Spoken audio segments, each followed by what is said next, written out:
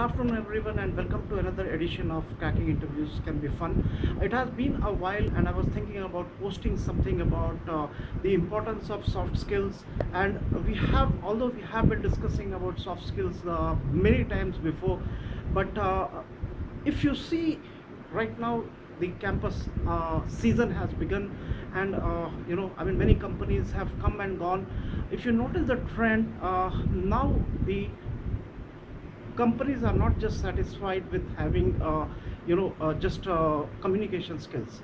A lot of companies are now uh, including essay around in their interviews as well.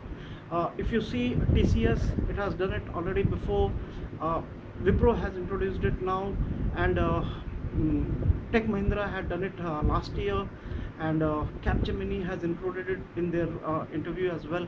So now it becomes very important that we discuss about essays and how to write a good essay, and what are the important things that have to be borne in mind.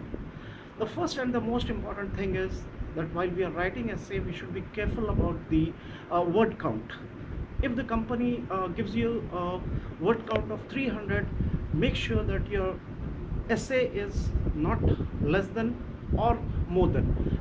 They may be giving you a limit of, say, maybe 10 plus 10 or minus 10. I mean, that would depend upon company to company. So maybe if you have given 20 and you allowed 190, just ensure that your word count is not less than 190. The second thing that has to be borne in mind is that there should be no grammatical errors, no spelling errors, and for that reason avoid using any difficult words, because the more you try to, you're not going to get any benefit out of it. But if you have a spelling mistake, then you lose marks. Just remember one thing: you're allowed just mistakes five mistakes and you're eliminated. Now the thing is, how do we write a good essay? uh, I would just briefly try to give you a template. uh, when you're writing an essay, whether it is 200 words or 300 words or 800 words or 1000 words, the important thing is to divide the essay into three parts. First, the introduction; the second, the body; and third, the conclusion. When you're say writing the essay in various paragraphs, just see that there's a flow, and it doesn't, those paragraphs do not look like separate units. To do that, you can use connectives like however, moreover, on the other hand, so that it looks like as if the whole thing is just moving in one cohesive unit. The second thing to be borne in mind is that the company would, say for instance, a company like Capgemini, which is going to give you a picture and ask you to write an essay, would even be looking for a thought behind it. So make sure that you include anything like something to do with the personality development or time management, or something like being a team player, or you know time management, or maybe about endurance. There has to be some moral which you are writing. There has to be some message. Make sure that you're innovative, you're different, and you have something substantial to say. So I think probably if you do, a few students have,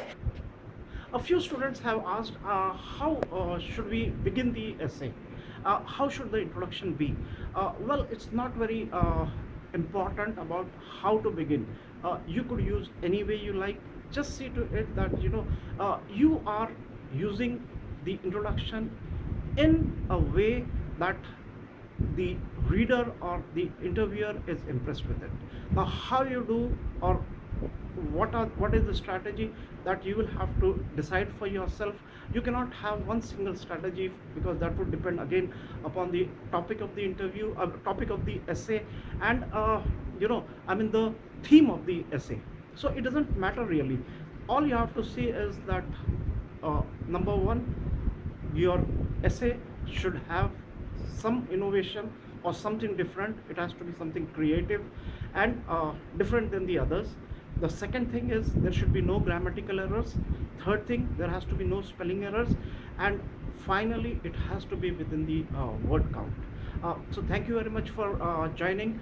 uh, we'll come back again with another important topic very soon. So thanks very much.